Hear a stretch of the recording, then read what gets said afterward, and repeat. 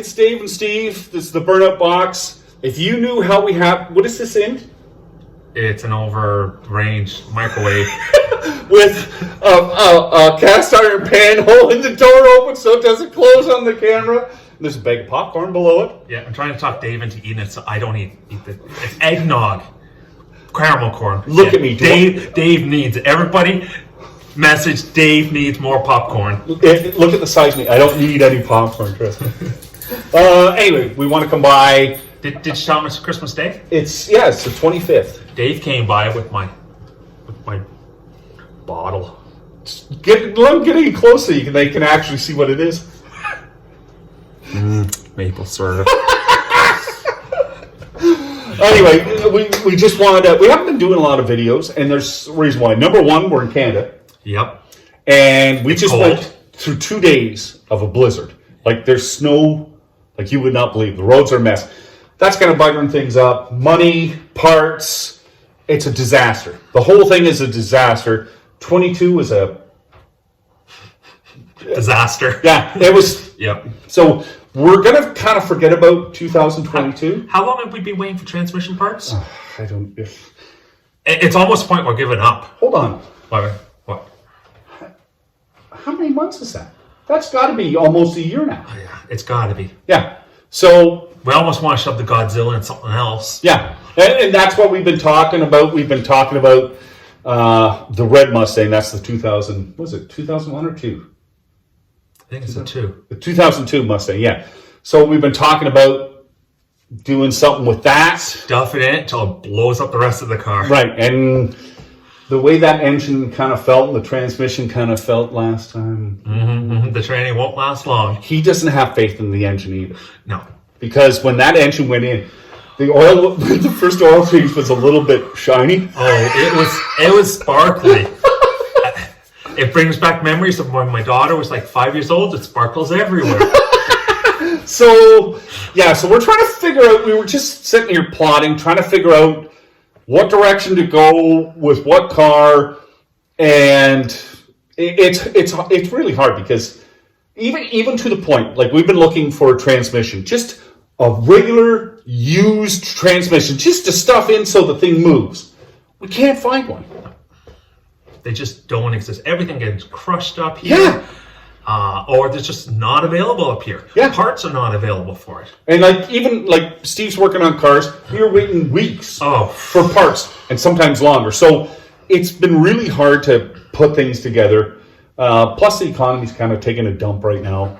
Day to day, you don't even know what price of parts are. Yeah. Well, what was it, the one part there that you had? This actually back in the summer. This is fine.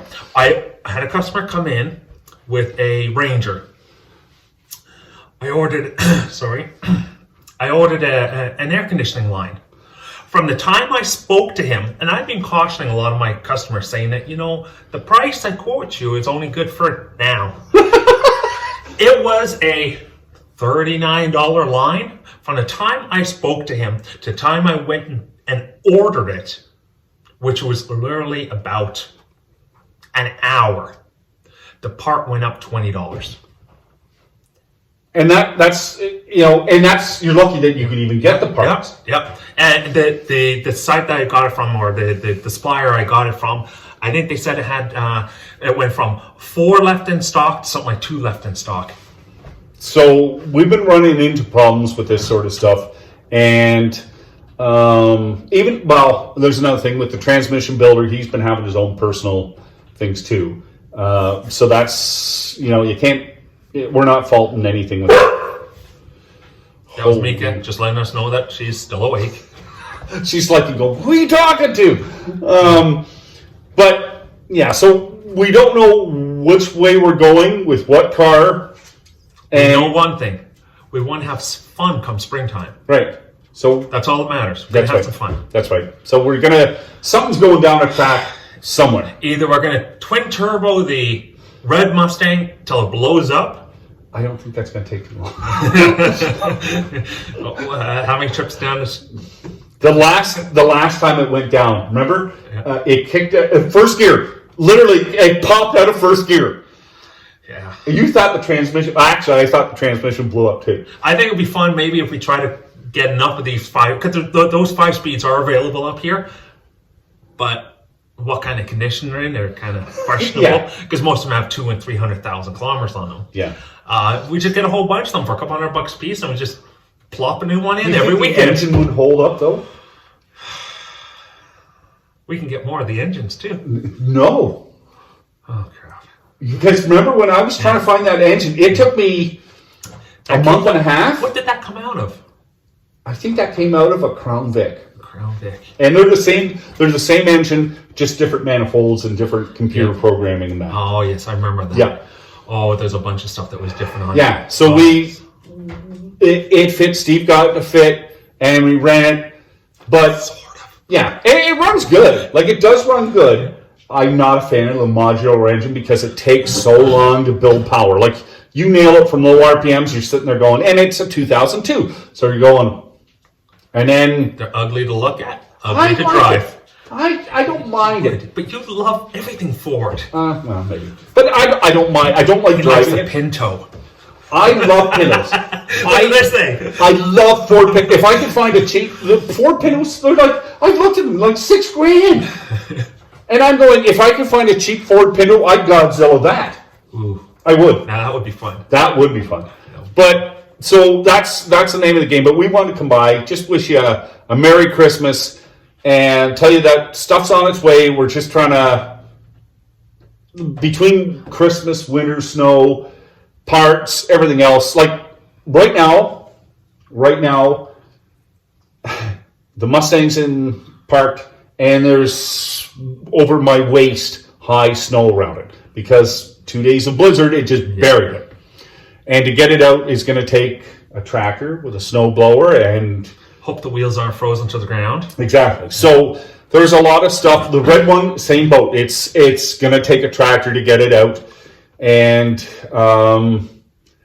that runs into a problem making videos. Now, we could jam a video together of head gaskets being done on a Dodge Caravan.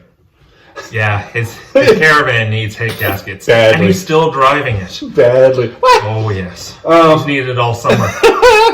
No, it wasn't till the fall. Oh, I told you in the springtime it was needing it. Yeah, but it's still sort of... He was in Cape Breton, which is 1,600 kilometers away. Yeah, 1,300 miles.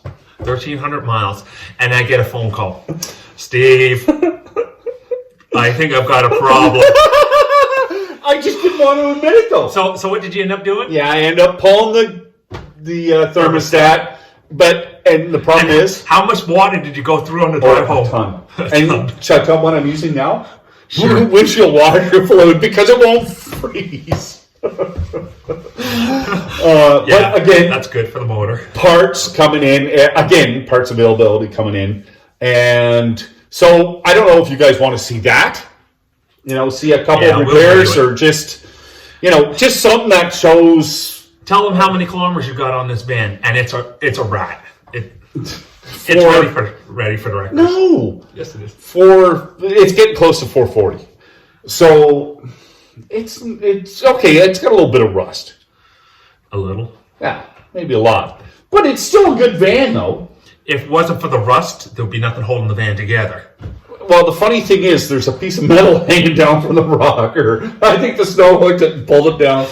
But but to me, what am I going to replace it with? I love the van. I actually, you know what? I always laughed at Dodge Caravans. For years, I made fun of Caravans. I did. I thought, mom-mobile, Mm-hmm. And once I bought one, I actually like it. Versatile. I could put a sheet of plywood in the back. I have gone four-wheeling in it. You can sleep in it. Yeah, I sleep in it. When I travel, I go out and I enjoy myself. And I actually, when that van goes, I will actually miss that van. I'll miss We'll that hold a Burnout Box funeral for it. If I hit 500,000 on it, we're going to put a turbo on it. It'll blow up, obviously, but a nice turbo, 20 pounds boost, lift the heads, do something, but it's getting it all. Turbos are a couple $100. I don't even know if the intake will take that 20 pounds, let alone the rest of the motor. That's the whole thing. But, we have to have it go out in style. But like I say, we're trying to come up with some stuff but this is a few months away. And the problem is getting parts, getting time, getting everything to go together. And so we might just throw some content, head gaskets. And just to show some weird stuff that we come across. Like we can pull those, like van overheat a lot. So the heads could be just like a screw, they're so warped. I always get entertained by the videos from down south. Somebody complaining about a rusty bolt, and they live down south. And I look at some of these rusty bolts, and I'm thinking, are they working on a 1-year-old car? Yeah. And meanwhile, they got a 10-year-old car. They have no idea. Yeah. Until you get into some of the northern states where they call it the Rust Belt or Ontario, you have no idea what it means to have a rusty bolt. It just, like if you look back through the videos, look at the floor in the Mustang. Yeah. Like if you sat there and you were in the car, you wouldn't notice anything bad because the carpet's there and everything else. But when those carpets came out, where's the floor? Yep. Or even the frame rails. The front frame rails. Yeah. They were a disaster. And that was a hard choice too, because we're looking at, you bolt in the front cross member, but still, what are you bolting to, and everything's going to flex, and you're going, okay. And that car's in really great shape. Yeah. It's scary. What, 88 or 89? 89. 89. Yeah. And I'll tell you this much right now, there are 10-year-old cars that have more rust than that 89. Yep. They're going, well, when we were at the scrapyard there, Tom, the one guy, he goes, they're starting to come in 10 years old, scrapping them. Yep. Can you imagine $60,000 for a car and you're scrapping it in 10 years? I tell you, ever since they went to water-based paint, they just rust out like crazy. Yeah, and they have, I don't know in your area, well, some of you are in Florida and that, but in your area, they use here they use this calcium-based spray on the road, and I think they use beet juice with it to make it stick. But the problem is it sticks to your car also. Yep. And it goes in all these little crevices and everything else, and like subframes on cars. You would not believe how many subframes have to get replaced because they're just rotted out. Yep. And I think it's the holes. I think it gets that. Yeah, it gets right into it, and it just sits there and eats away. Every freeze thaw just eats more and more. Yep. And you can rust proof your cars. It slows it down, but it isn't going to stop it. It isn't going to stop it. But anyway, so Steve and I, we spent the last little while. We were looking at parts. We were talking on what to do, and I'll be honest with you, I have friends out in the East Coast of Canada looking for transmissions because they scrap cars and that. I said, even if you get a transmission that's high K, but it still moves, I said, I'll take it. We've looked at... Anybody wants to mail us a free transmission? We're good with that. We'll take it. Yes. And even to a point, Steve will send me links. Yeah, we'll buy an entire vehicle. Try to find one. Can't get it. Can't get it. And if we did find one, sometimes the transmissions, most of the time, they're just gone. Yeah.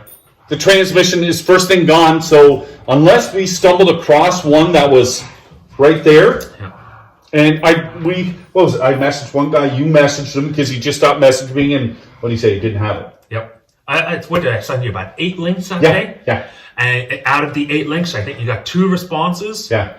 One of them, I think, ended up being a 4-wheel drive, which was useless. Yeah, that was no good. And the other one, he said he had it, and then he stopped responding. Steve messaged him, and he didn't have it. And I'm going, so he sold it. Yep. And this is the problem we're running into. Like, maybe we're going to have to look at getting a different transmission setup, which I really don't want to do. I'd like to keep it with the 6R80, and like the 10 speeds, we talked about 10 speed, it'd be kind of fun, but holy crap, they're expensive. Yeah. And we're trying to do this on a budget. You know what I mean? Like, we're trying to have fun with this cheap. And I know this is kind of snowballed into a big giant snowball, but we're still trying to do it cheap. Yeah. You're on the cheap, it's getting a little expensive, but a lot of that's because we're in Canada.